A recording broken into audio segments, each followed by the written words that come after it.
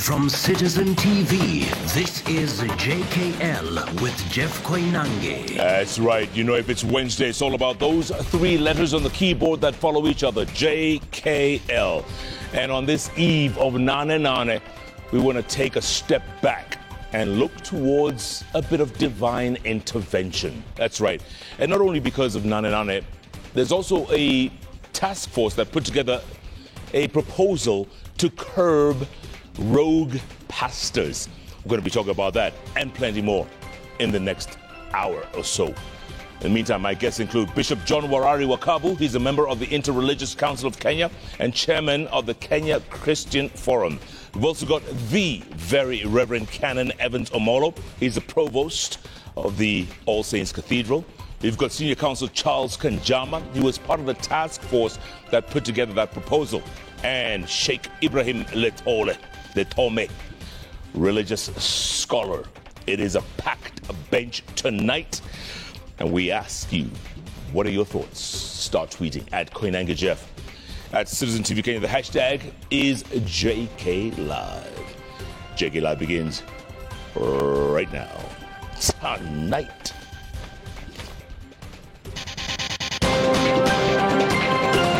There is no room for anarchy, chaos, and violence. We are a country that believes in peace, that believes in the rule of law. Boycott Nane Nane protests.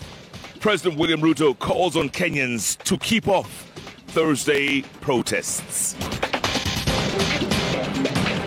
We shall march for our rights, and tomorrow we shall liberate this country. All those planning to exercise their rights of participation in public demonstration, presenting petition or assembling should do so in compliance with the attendant laws. Get out on the streets. Grand finale for the Gen Zs on the streets as police warn against Nane Nane protests. It was a feeling of many people across the country that she may not sit well to address gender issues in that ministry. Not fit for cabinet. National Assembly rejects appointment of Stella Soy Langat as CS for gender. What needs to be a joyful and a pleasant exercise has turned out to change their lives for the worse completely. Shattered lives. 4 boys admitted at Moi Referral Hospital after botched circumcision in Bungoma.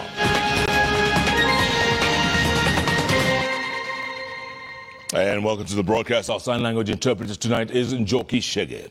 Now, President William Ruto has strongly condemned the planned Nane Nane protests set for Thursday across the country. During his visit to Embu County to launch and commission several projects, Ruto urged Kenyans to stay away from the demonstrations and instead bank on the newly formed cabinet, which he believes will bring positive change. We begin our broadcast tonight with our very own Melita Oletenges. After a period of 2 weeks of relative calm in the country, the Nane Nane protests set to take place this Thursday are causing a stir on and offline.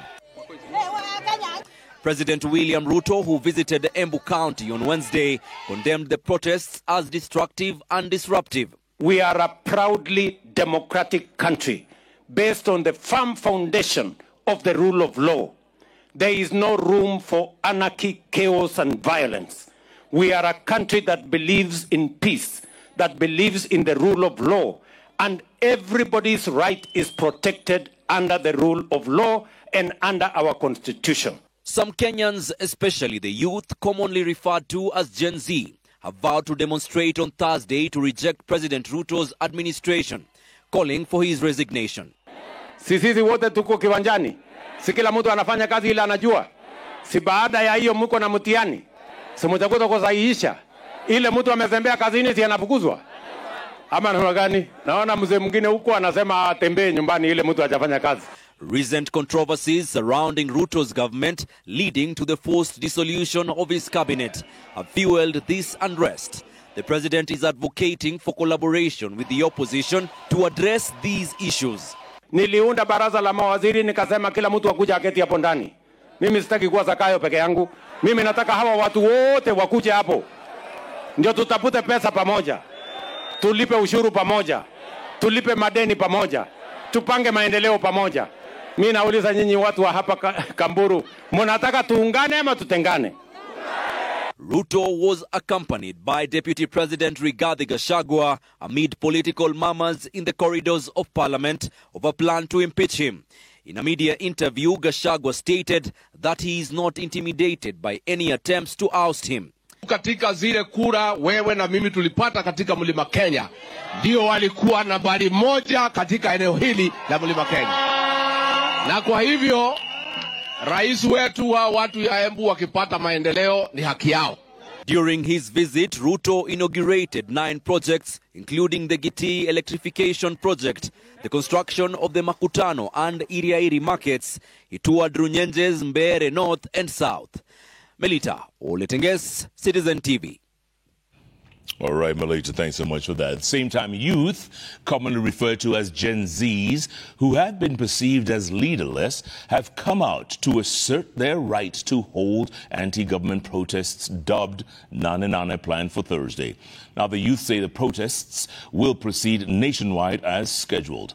Speaking to the media in Nairobi, they said that Nane Nane protests will be significant and the final attempt to remove the Kenya Kwanza government, which they accused of failing to address their demands, including government's refusal to fight corruption, poor leadership, and a lack of attention to the voices of servants of Kenyans. Now, warning that they have found a remedy to plainclothes forces who continue using excessive force on peaceful protesters. We get more from our very own Willie Lusige.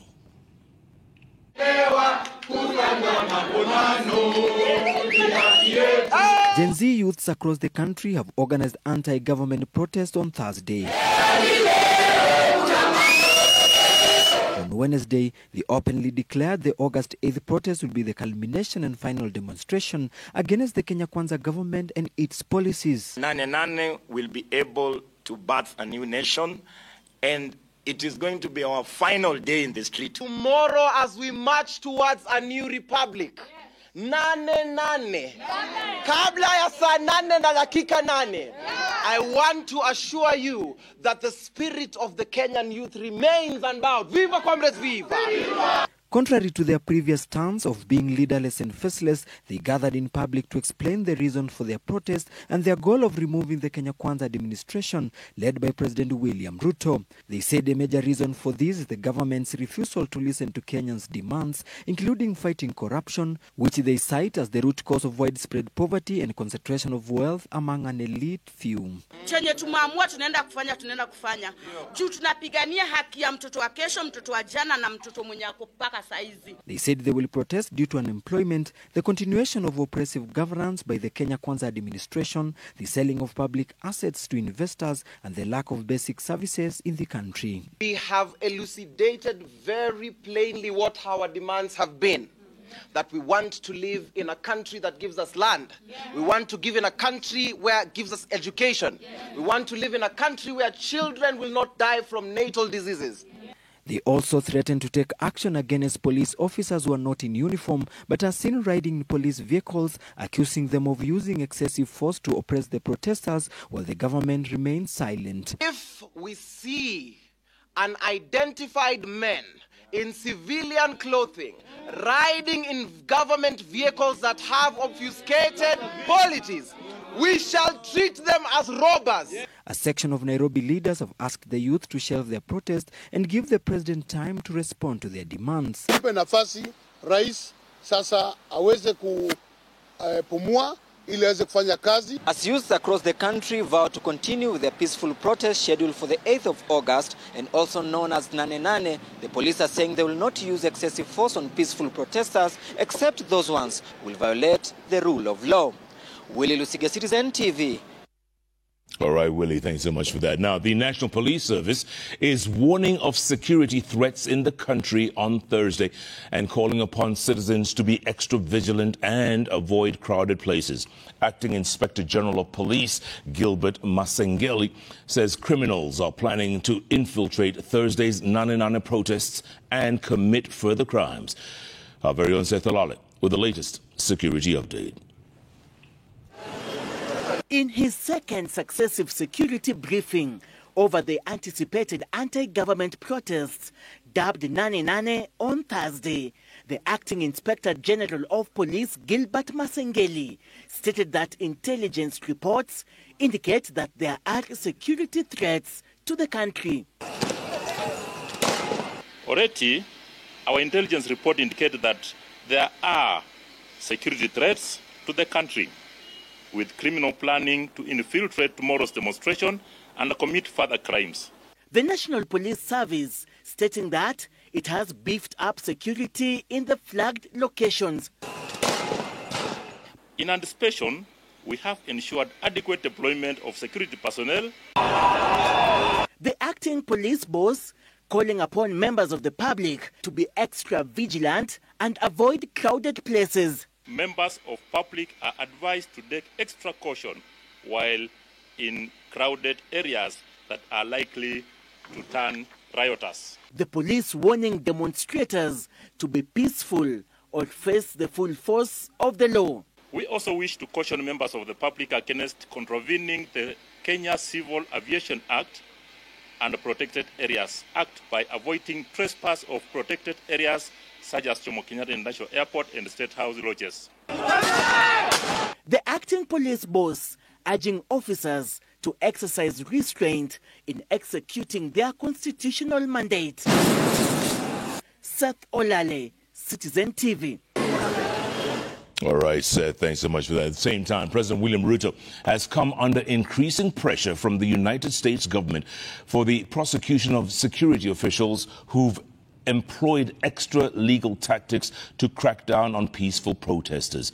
Less than 2 weeks after U.S. Secretary of State Antony Blinken said as much to him on the phone, the Undersecretary for Civilian Security and Democracy and Human Rights, Uzra Zeya, delivered this message to him in person.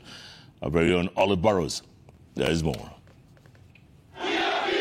Let your actions match your words, is the unerring message from the United States government to President William Ruto with respect to holding police accountable for the deaths and trampling of civil liberties in response to protests against his government. A message passed on phone by U.S. Secretary of State Antony Blinken less than 2 weeks ago and followed up in person by his Undersecretary for Civilian Security, Democracy and Human Rights, Uzra Zeya, that the police should protect and not terrorize the citizenry. And where they violate this principle, as has been witnessed during the protests, they should be answerable to the people for their actions. I encourage President Ruto to take concrete action on his recent public pledges to strengthen rule of law, champion anti-corruption initiatives, and advance accountability within his own government. I think the key question is the implementation of these commitments into action. And one specific area, which I highlighted in my opening remarks, is the importance of investigating reports of security force abuses, prosecuting those found to be responsible, and ensuring that accountability is achieved. Zeya making these remarks after meeting with various security sector players, among them the Independent Policing Oversight Authority, which has accused the Office of the Inspector General of Police of sabotaging its efforts to investigate the killing of protesters by the police. And as for whether there will be consequences should the U.S. government's call for the respect of human rights go unheeded, I would underscore to you, it's well known that U.S. security assistance, partnership cooperation programs are also subject to U.S. law that requires that we are vigilant, with respect to our partners upholding human rights. And where there are allegations of gross violations of human rights, we have to be attentive and call for accountability. The Undersecretary denying that the U.S. government has turned a blind eye to these violations after it bestowed a great honor of a state visit on President William Ruto 2.5 months ago. And I have seen that throughout the protests, the United States, led by our embassy, but supported by my boss, Secretary of State Anthony Blinken, we've urged the government of Kenya to conduct prompt, transparent investigations into allegations of violence and hold those responsible accountable. In the course of her 2-day visit to the country, Zaya passed on the same message to the Principal Secretary Interior, Raymond Omolo, and the Director of Criminal Investigations, Amin Mohammed. She also met with other players in the justice system, including Chief Justice Martha Koome and the Ethics and Anti-Corruption Commission. We are going to continue to concentrate our efforts and support strengthening Kenyan government investigative prosecutorial and asset recovery capabilities to take the ill-gotten gains of kleptocratic actors and return them to the people. Olive Burrows, Citizen TV. All right, Olive, thanks so much for that. Now, 19 Cabinet Secretary nominees who have been approved by the National Assembly this evening will be sworn in Thursday morning at State House. The National Assembly approved the 19 nominees and rejected Stella Soy Langat as CS nominee for gender. Now, the House, in debate on the report by the Appointments Committee, called on the new office holders to uphold the highest degree of integrity and serve Kenyans according to the set out laws in the Constitution. As our very own Stephen Leto reports, ODM members Opio Wandai and John Badi, who exit Parliament to serve in the executive, bid their colleagues farewell on the floor of the National Assembly. 19 nominated cabinet secretaries will assemble at State House Thursday morning to take their oath of office hours after the National Assembly approved their nominations to cabinet. Stella Soy Langat will not be among the 19 that will take their oath of office on Thursday. She was rejected by National Assembly members as had been proposed by the Committee on Appointments. Be careful, because you said without support of a father figure, women can do little to succeed. She's saying she is a daughter of a single mother. Sorry for the deviation. I want to just add something, Honorable Speaker. Her interview was short less than an hour compared to other nominees who spent about 3 hours fielding questions on their dockets. She spoke minimally, with committee members noting later in the report that they had questions on whether she has the know-how to run the gender docket. We remember a few of the unfortunate mentions of our honorable ladies without husbands, and this being a gender ministry, Honorable Speaker, it was a feeling of many people across the country that she may not sit well to address gender issues in that ministry. And when the report was brought before the National Assembly, she fell flat.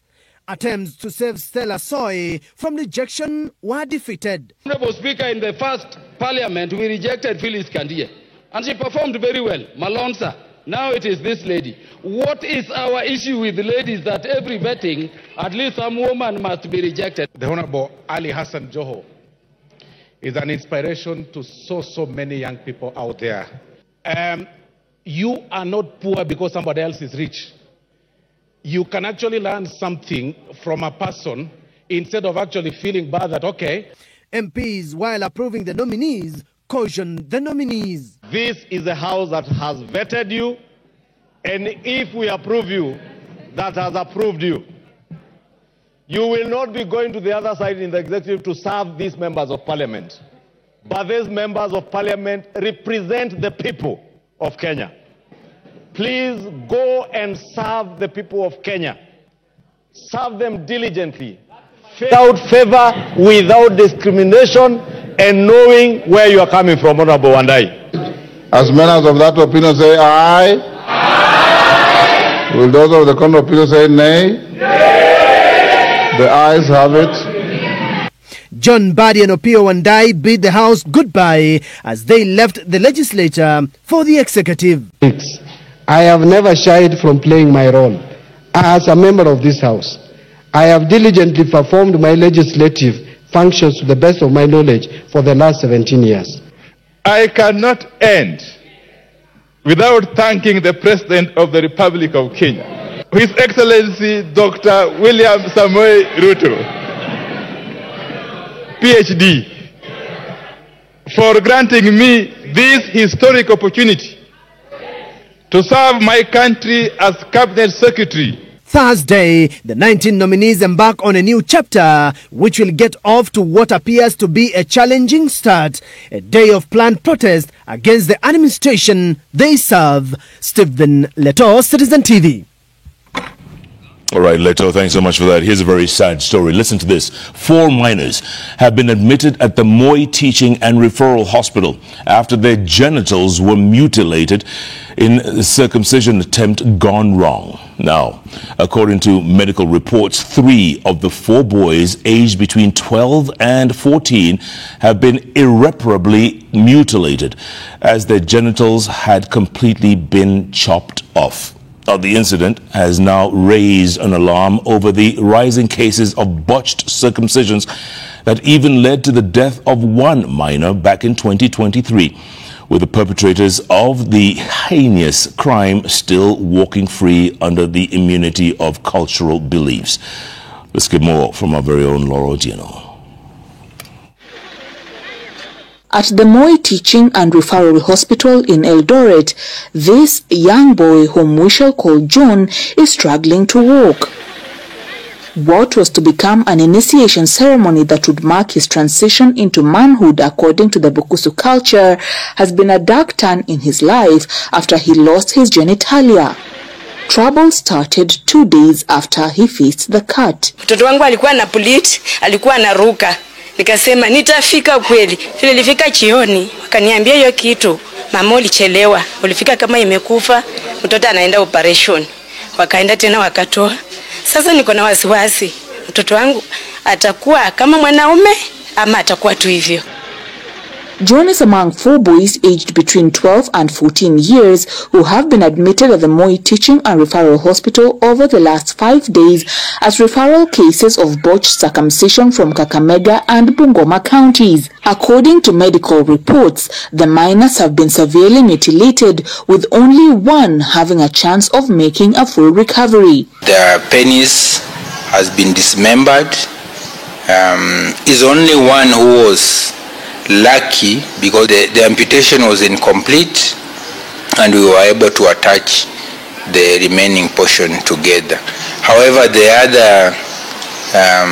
other 3, their penis has completely been dismembered. Under Article 53 of the Constitution of Kenya, children are to be protected from abuse, neglect, harmful cultural practices, as well as all forms of violence. Article 19 of the UN Convention on the Rights of the Child, which Kenya is a signatory, also calls for the protection of children from all forms of abuse. In 2023, 5 boys died in Elgeyo Marakwet from complications arising from a botched circumcision. Hundreds other cases have also been recorded. However, little to no legal action has been taken in order to pursue justice for the violated children, as the perpetrators take cover behind the veil of tradition. You can celebrate, but make sure the people who are circumcising these children have the necessary expertise in doing safe circumcision. Some of those children, their lives have been, changed for the worst. With the circumcision season taking speed in Western Kenya, calls have been made to ensure that the children are protected against vices hiding behind cultural practices. Laura Otieno, Citizen TV. All right, Laura, thanks so much for that. More sad news. 5 people have lost their lives following 2 landslides that occurred in Kapkombe and Kasisit villages in Saimo in Kipsaraman in a ward in Baringo County. Now, the incident occurred in the dead of night after a heavy downpour that was experienced in the area. As Emily Chebet reports, a search for 1 person is ongoing, with reports indicating that the households, 35 households, have been displaced. The residents who are living in the hilly villages of Baringo County have been asked to vacate the risk-prone areas. Wednesday morning, residents of Kipsaraman area of Baringo County woke up to sad news of their neighbors. 5 of their neighbors who fell victim to 2 deadly slides that struck Kapkombe and Kasasit villages, following a heavy downpour that began at around 9 p.m. Tuesday till midnight. The downpour sweeping away several homesteads, livestock and farm produce. Nimepoteza mama, nimepoteza kijana mdogo, nimepoteza kijana katikati ya form 1. So mimi ndio nasikia uchungu sana. Ile sijawahi kuona hata siku nyingine. Nyama chafu kabisa. Kwa sababu hii imetokea, amechukua watu wanne safari moja. One of them was a child of 13 years old at Chebogel village, and the rest were adult, 3 adult from Chebogel and 1 adult woman from Kapkombe village. 3 households were severely affected by the slides. The residents managed to save members of 1 family, while the 4 dead from 2 households were swept away. According to Baringo Deputy Governor Felix Kipngok, 34 households have been displaced. The tragedy has left residents counting losses of unknown value. This landslide has led definitely to the water increase in Lake Baringo, which will result in displacement of the communities living around our lakes in that area. So we'd like to urge the people in these areas where the landslides have affected them to move to safer grounds. There is a primary called Kasisit where they can reside for the time being until the situation normalizes, because as you can see it is very sloppy and the rains are continuing. Areas of Kapchebogel, Kapkombe and Kasasit areas are at high risk of experiencing mudslides if the rains persist. Emily Chebet, Citizen TV, Nairobi. All right, Emily, thanks so much for that. Now, before we take a break, we have a statement just in from the Judiciary leadership team regarding tomorrow's Nane Nane protest. Now, the statement reads, the Judiciary leadership team, the JLT, in the meeting held on Wednesday, the 7th of August, took note of the planned mass demonstrations scheduled for Thursday, August the 8th. Now, they say, number 2, to uphold the Constitution, the Judiciary leadership team it has resolved that courts will remain open. All considerations of safety and security taken into account, and will, as much as possible, leverage technology and virtual courts to ensure the continued dispensation of justice. Number 3, they say, we assure all court users that the Judiciary Police Unit, in coordination and collaboration with local police stations, is working diligently to ensure the security of court facilities and the safety of court users and judiciary personnel. And number 4, they say the JLT urges protesters and security agencies to adhere strictly to the Constitution and the law when engaging in the protests or discharging their mandate of law enforcement. This was signed today, August the 7th, 2024, regarding the Nane Nane protests in the coming hours. In the meantime, we're going to take our first break here on JKLive and remind you that our guests today on the bench, we're talking about the way forward. We're looking for some divine intervention and hoping that we can get some kind of way forward. We've got religious leaders from across the board, folks. So I urge you to keep tweeting at Jeff, at Citizen TVK, the hashtag JKLive. JKLive takes a break. We'll be back.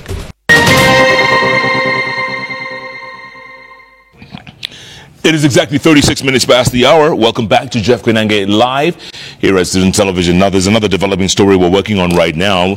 This news just in. President William Ruto has now appointed all the 19 cabinet nominees approved by Parliament. All the names have been gazetted this evening. Again, President William Ruto has now appointed all the 19 cabinet nominees approved by Parliament.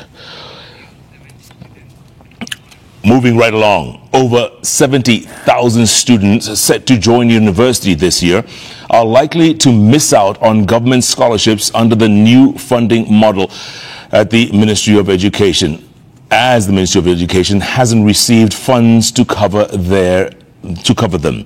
Now, estimates presented to Parliament show that the higher education funding has a funding gap of, get this, 48 billion shillings that would cover scholarships, grants and loans for students. The ministry, however, says these gaps will be filled as the academic year gets underway. Let's get more from our very own Brenda Wanga. Where will I put my...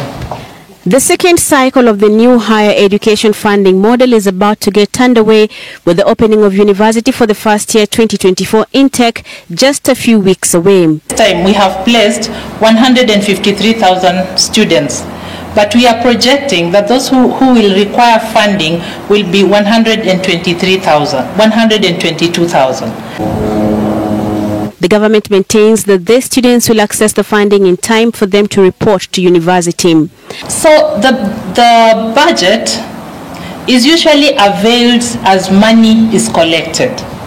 So as we speak now, we have enough resources to cover the students right from the first year to the final year through the first semester. However, documents tabled in Parliament last week by the State Department of Higher Education and Research showed the gravity of the funding gap for both new and continuing students. The ministry requires 130 billion shillings for this financial year to cover scholarships, grants and loans. It has been allocated 84.5 billion shillings, resulting in a funding gap of 48.7 billion shillings. According to the higher education funding bodies, a total of 128,000 students had applied for funding as at June this year. This number is expected to increase as more students are still applying. The documents from the ministry indicate that out of the required resources for scholarships for the 2023 KCSE cohort is 12.45 billion shillings. What is currently available for the same is 4.28 billion shillings, enough to support only 48.8 thousand students. This will leave a whopping 73.7 thousand students without scholarships. When it comes to maturity... On the other hand, the ministry requires 13.76 billion shillings to give as loans to students. Only 1.39 billion shillings has been availed, enough to support only 12,307 students joining university this year. The cash crunch will also hit continuing students hard, especially those government-sponsored in private universities. Out of a possible 67,600 students, only 6,500 will benefit from 574.8 million shillings that has been availed for them. This against a required 1.6 billion shillings. This will leave 61,000 students financially exposed. The ministry, however, says this situation could change as the financial year progresses. And I am confident that as money is availed, as we collect more income, we shall enhance the budget for these loans and scholarships. The current funding challenges notwithstanding, the ministry says the new funding model has made higher education more affordable, as households are expected to pay only 7% of the cost of the courses. Some students, especially those from rural areas, have complained of difficulties in accessing the internet and Huduma centers to apply for the funding. With the deadline for the application of funding for higher education fast approaching, the Ministry of Education still has its work cut out to ensure that all the students eligible for that funding do apply, and in good time. Brenda Wanga, Citizen TV, Nairobi. All right, Brenda, thanks so much for that. Now, switching gears, and businessman Yogesh Davani will remain in police custody until August the 19th, pending a ruling on his bail application. Now, the embattled businessman who pleaded not guilty to 11 counts of fraud over the 7.6 billion shilling Triton oil scandal was arraigned before anti-corruption magistrate Thomas Nzioki in Milimani following his arrest on Tuesday. Yogesh has been in the United Kingdom a fugitive since 2009. That's 15 years ago, when an arrest warrant was issued against him. Now, he challenged his extradition from the UK by instituting multiple judicial proceedings, which were dismissed by the UK Court of Appeal.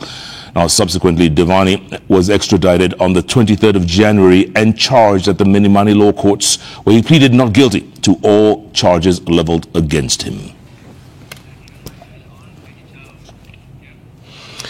Now, Kevin Toh, a businessman and blogger in Kahawa West, has been released after he was abducted on Tuesday by police officers on allegations of inciting residents to participate in the Nane Nane protests. Toh, who has dismissed the allegations, narrated to Citizen TV his experience in the hands of police officers for over 4 hours before being released unconditionally following protests by residents. The abduction of Toh was captured on camera by curious residents who witnessed it all. This video, captured on phone at Kahawa West on Tuesday afternoon and circulated online, shows moments when police officers in Subarus abducted Kevin Toh in broad daylight. The incident happening despite protests from witnesses and traders at Kahawa West Market. We met with him in Kahawa West hours after his release, and he narrates to us how he fell into a police trap after receiving a phone call from a DCI detective who pretended to be in need of a house to rent. Tukapatana na yeye, nikamueleza mahali nyumba iko, so tukakuwa tunaelekea, tulikuwa tunaenda hiyo upande sana, naenda kumuelekeza, kumuonesha hiyo nyumba. Tukiwa tu mahali pale karibu, ndio all of a sudden kuna maaskari walitokea nyuma, walikuwa kwa Subaru. Wakakuja tu kama wamenishika, hata hawakunieleza ni akina nani. Wakanishika tu na wakaanza kuniingisha pale kwa boot. Mimi nilijaribu kumtoa ndani, vile nilijaribu kumtoa ndani, enyewe mimi kwangu waliniwekelea pisto. Vile waliniwekelea ndio nikaachana. Kwenda hivyo nikaona Kevin ameenda. Kwenda wakaangusha simu na wakaangusha na kiatu ya Kevin ikaangushwa hapo. Toh was taken to Kasarani police station, where for over 4 hours he was interrogated over the planned Nane Nane protests set to take place on Thursday. Mimi sababu ya kukamatwa juu walikuwa wananiambia mimi nachochea mambo ya maandamano ambayo iko kesho Nane Nane, na of which Kahawa West, watu wa Kahawa West wananijua kama mimi hupenda amani Kahawa West. Kahawa West wanajua mimi mara mingi kitu ikifanyika Kahawa West mimi wanaambia kuna kitu inaenda kufanyika, take caution. Residents have condemned the manner in which police arrested Toh and called for strict adherence to the rule of law when dealing with suspects to avoid cases of inciting members of the public against security officers.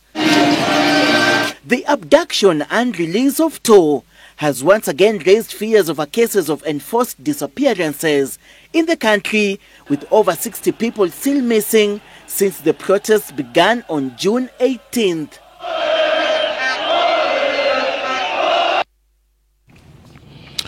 At the same time, veteran radio presenter and political commentator Professor Isimbi Jogo has been laid to rest at his home in Subukia in Nakuru County. Friends, the political class, and his colleagues from the Royal Media Services joined the family in bidding farewell to the veteran journalist. Professor Isimbi, who died last week on Monday, has been mourned as a diligent in his work, a revered thought leader, and a voice that championed change in the country. Our very own Ben Kuri was at the funeral. At the home of the late Professor Isimbi Jogo in Subukia, Nakuru County, family, friends, dignitaries and colleagues gathered to bid him farewell. Speaker after speaker mourned Professor Isimbi, eulogizing him as a respectable man who dedicated himself diligently to his work.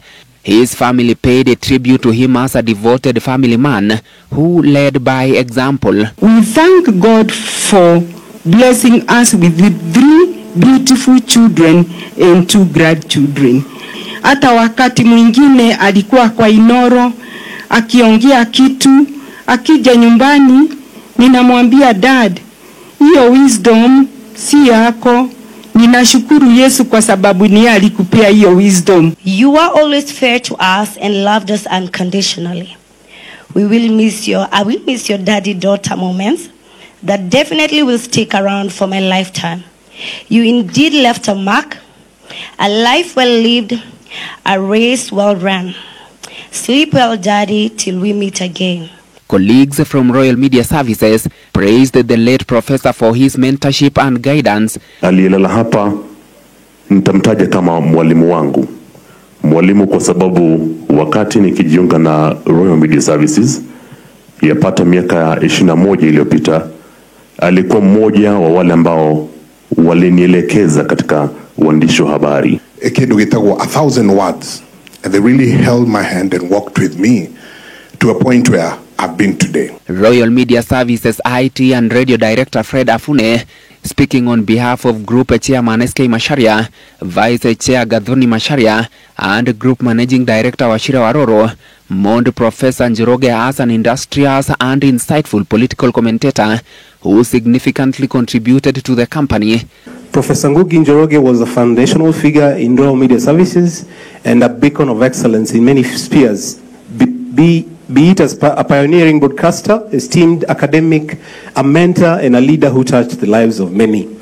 Professor, who was more than just a valued team member, was a cornerstone of our organization from the very beginning, especially when Inoro FM was founded, where he demonstrated an unmatched commitment to excellence and unwavering dedication to our mission. The political class in their tributes lauded Professor Ngugi as a highly respectable and knowledgeable political commentator.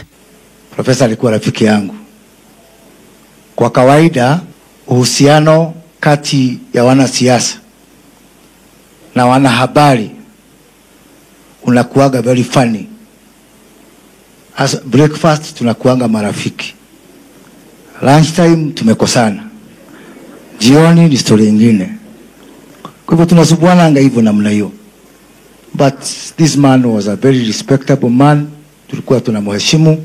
Professor Ngugi Njoroge, renowned for hosting the late night show Kera on Inoro FM, was a respectable political commentator. He served at Royal Media Services for over 2 decades before passing away last Monday after a short illness. Ben Kirui, Citizen TV, Nairobi. All right, Ben, thanks so much for that. On to some good news. Shabikicom has sponsored the 5th edition of the Rashid Abdala Super Cup with a contribution of 2.5 million shillings. Now, during the signing ceremony, Shabikicom officials said that the tournament is a great opportunity for Shabikicom to engage its ardent and real fans at the grassroots level. Veteran journalist Rashid Abdala, our very own colleague, the founder of the prestigious tournament in the Coast region, mentioned that this year the prize money will be increased to 2 million shillings to motivate the young players in the area. Take a listen. Shabikicom has made its mark on the coast by signing a sponsorship deal with the Rashid Abdala Super Cup. Shabiki amefika, nafikiri tuna sababu ya kutosha kusema kwamba tunaendelea vizuri, kwa sababu amekuja kumshika shabiki mkono, kwa sababu ameona kwamba shabiki anamhitaji Shabiki.com. Itasaidia kuimarisha mchezo wa soka kutoka chini kwenda juu. Ni ile tu usichoke, tuendelee tu kufanya hivyo. The tournament, which has grown in popularity, prides itself in nurturing talent in the Kenyan coastal counties. Football fans gathered for the love of the game at Wa Secondary School grounds in Kwale County. This year, the icing on the cake is the sponsorship deal from Shabiki.com. Shabiki.com's presence will give a boost to the tournament in its 5th edition, with betting platforms leadership explaining the reasons for backing the tournament. This is purely because of accountability. You ask, why is Shabiki here with the Rashid Abdala Super Cup? It is because it is on its 5th edition. We have not had any controversy around accountability. When you put together a tournament, you're able to get sponsors to come through for you. You're able to be accountable, and the community is feeling the impact. On his part, Rashid Abdala urged the fans to embrace Shabikicom, the leading gaming platform. Tuingie www.shabiki.com. Wewe ni wa kupanda ndege wa vieta, mambo yako yapo. Wewe ni mtu wa Shabiki jackpot bonus, wewe mambo yako yapo. Tumependa, tumethamini, tuoneshe upendo wetu kwa Shabiki katika mwaka ambao umekuja. The 5th edition will kick off on August 11th with the winners pocketing 2 million shillings. The runners-up will receive 1.5 million shillings. The runners-up will receive 1.5 million shillings, and the third-place team will walk away with 500,000 shillings. Steve Shitera, Citizen TV, Nairobi.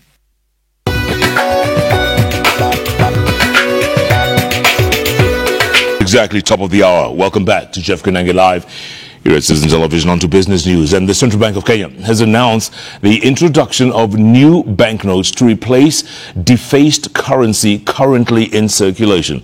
Now, according to Central Bank Governor Kamau Thuge, the new notes will be printed by a German-based money printer following the exit of De La Rue from the Kenyan market. Now, Thuge, who was speaking during the Post-Monetary Policy Committee meeting, also said that the Central Bank of Kenya will be looking to inject funds into the banking system to ensure that the introduction of the base lending rate trickles down to consumers. Our very own Jimmy Mbogo has more. 5 years after Kenya introduced the new generation banknotes, the central bank has made significant changes to the legal tenders, saying the move is aimed at maintaining standards as dictated in the constitution. The changes will affect 50, 100, 200, 500 and the 1,000 shilling notes, with the 1,000 shilling note being given priority, with the governor clarifying that the changes are an upgrade of the previous ones and will circulate alongside those previously issued. The notes that we have, they are getting old, and therefore we need to get new notes. That's really the reason. And the reason why we started with the 1,000 notes was that they could be a stock out of those notes actually we are projecting they could be a stock out in around July, August. And so it was really necessary that we get new notes as quickly as possible. We've started with the 1,000, but the other ones will follow. In the post-MPC briefing, the governor highlighted that the shilling has remained stable compared to other regional currencies. The stability is pegged on easing inflation and diaspora remittances, which have shown notable increase, with inflows accelerating by 13% over the last 12 months to June. In the first 6 months of this year, remittances saw a 17% rise in inflows, majorly from the United States, which contributed between 55 and 57% of the total inflows. The governor further arguing that despite recent credit downgrades, the CBK has yet to observe any weakening of the shilling. This coming in the wake of a 25% basis point reduction of the lending rate from 13% to 12.75% to increase liquidity in the country, with the governor outlining that the Monetary Policy Committee MPC framework will ensure that the lowered CBR rate injects more liquidity to stabilize the interbank rates. What we'll do is, in a sense, inject now more liquidity into the financial system to make sure that the interbank rate comes down to around that 12.75 rather than the 13%. And I think that way we can now we can have that transmission of lower rates to the commercial banks. While addressing concerns over falling demand for Kenyan debt and bond undersubscription, Governor Thuge emphasized that the CBK is in talks with development partners for additional external financing. This year we are projecting domestic financing of roughly 413 billion shillings, and the more we can, the more external financing and affordable financing on concessional terms, if possible, the more we can get of that, then we'll be able to reduce domestic borrowing. Kenya's usable reserves now stand at 3.8 months worth of import cover, which CBK considers sufficient. Jimmy Mbogo, Citizen TV, Nairobi. All right, Jimmy, thanks so much for that. Now, the Public Procurement Regulatory Authority, in partnership with the German Development Corporation, has launched an enhanced public procurement information platform. And now, initially launched in 2018, this online portal allows the publication of contract awards and tender notices by procuring entities. Now, the recent upgrade, completed by Strathmore University's iLab Africa, aims to create a more transparent and automated system addressing previous backlogs and curbing corrupt practices in tendering and procurement. But when they came here last year, because of not having a transparent system that we are launching today, we were rated, Kenya was rated at D. The upgrading of the Public Procurement Information Portal is a critical milestone which demonstrates the authority's dedication in carrying out its mission of regulating the public procurement and asset disposal system, enhancing productivity, integrity and efficiency in utilization of public resources, and strengthening transparency in the management of public funds and public procurement processes. In today's fast-paced world, where data drives decision and transparency fosters trust, it is crucial that we have systems that are robust, intuitive, and accessible. As many said before, it's fantastic to have a great system, but if the system is not used, then it's of no use.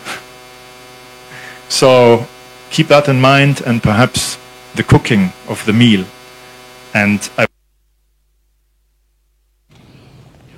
All right, on to our weekly features now. Smart Farm. And farmers in Nakuru have begun adding value to the Junkao Napier grass fodder by making pellets. Now, the grass variety has recently taken the region by storm as livestock farmers search for better quality and high-yielding pasture for their animals.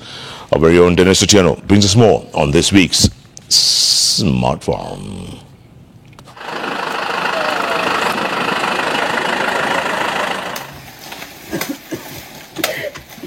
It is feeding time for Sami Kariuki's livestock at his home in Lenginet area, located in Rongai, Nakuru County. The cows are feeding on the Junkao grass, a high-yielding Chinese Napier grass variety which Kariuki grows at a section of his farm. Of late, however, the former journalist and farmer started value-adding the grass by making pellets. So I had to make a decision. And the first priority I had was to farm, because I definitely knew that farming at least could at least take me somewhere.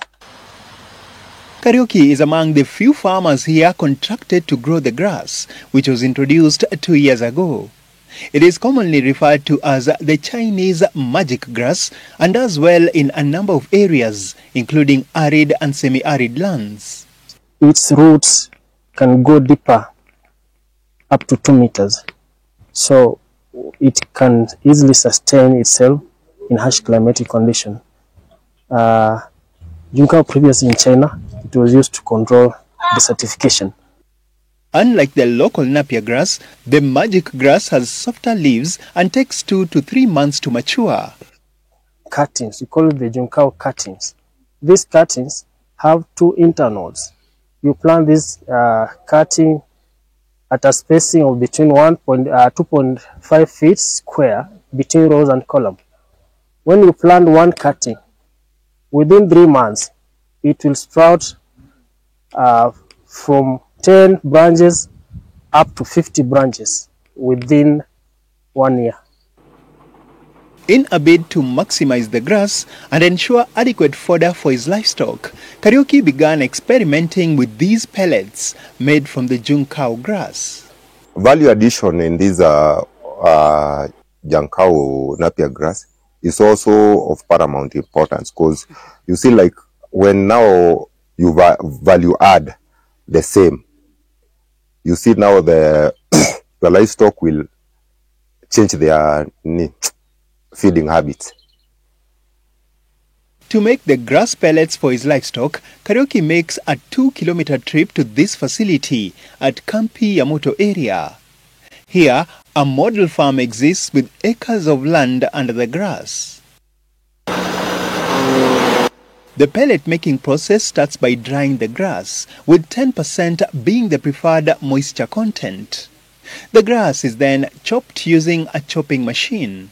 The crushed grass is then loaded onto the pellet mill, which mixes the grass and molds it into small pellets. The pelleting process involves a lot of friction, hence produces a lot of heat.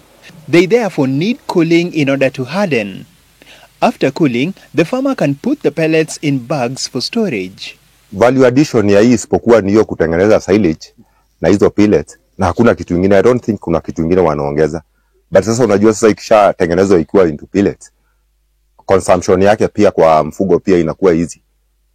So hata ikiwa kwa silage, unajua ikisha ganda, unajua silage in terms of kuganda inaleta ladha pia kwa ng'ombe. Currently with the use of this young cow, unaipea 4 to 5 kgs per day. Secondly, in terms of storage sasa, in terms of storage, umesikia sasa hiyo ng'ombe inatumia per day 4 to 5 kgs. Initially nilikuwa natumia 20 to 25 kgs. So ile chakula nilikuwa nikistock, kusema kama nimetengeneza store ya ng'ombe, automatically ile ya kwanza itahitaji ni kuwe na store kubwa ya kupreserve hiyo chakula, kwa sababu 20 to 25 kg sio kidogo. So with this wanatumia 4 to 5 kgs. As we have pelletizers for making jinkao pellets for fish and chicken and even goats and cows.